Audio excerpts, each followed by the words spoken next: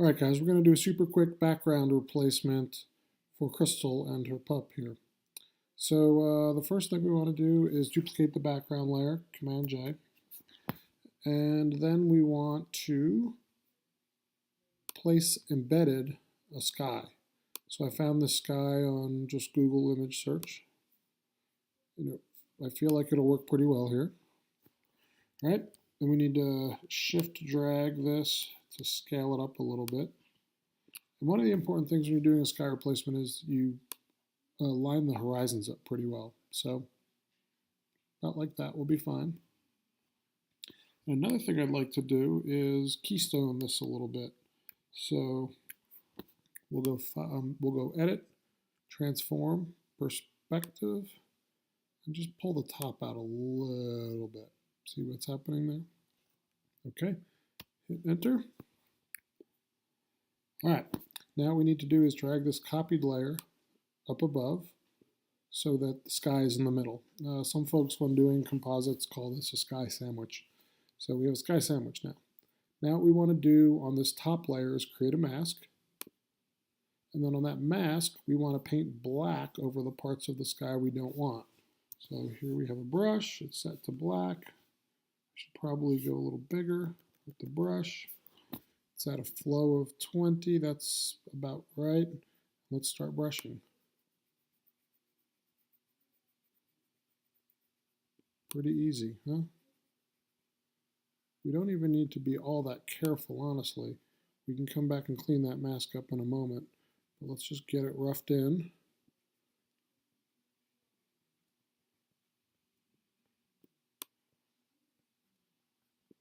Oop, that went a little too far.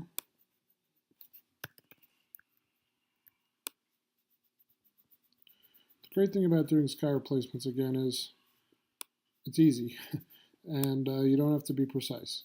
But we do have to clean this mask up. We can click on the mask, option click, and see just how rough we were.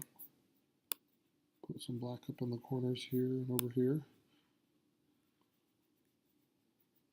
But we want to option click again and then go in and clean up a little bit. So I got some on Crystal's head. Switch to a white brush and just paint her head back. And her backpack and the dog's head a little bit. Then I even got some I saw on the grass over here.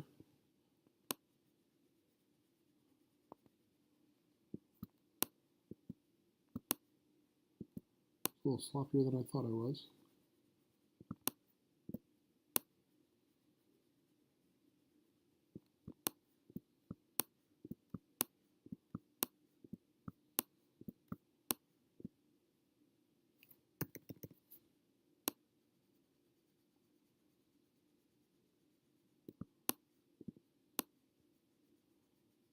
And as we paint this back, you'll even see that the mountains that were in the original picture are still back there.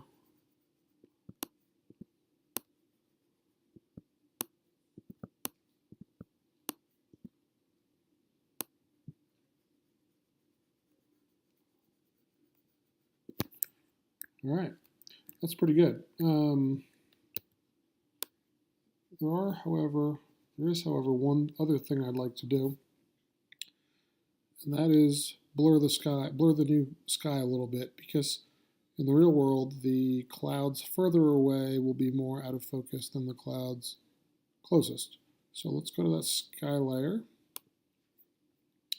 and do a Gaussian blur. Maybe 5 or 6. 5 looks about right. Let's make it 6. 6 looks good. Okay. Now you're thinking, oh, that looks ridiculous. Well, yeah, it does, but we have to put a mask on this filter. So let's click, since this is a smart filter, it comes with a mask right with it. So we'll click on this mask down here. And then what we want to use is a gradient tool. And since we're on a mask, the gradient tool is selected black to white.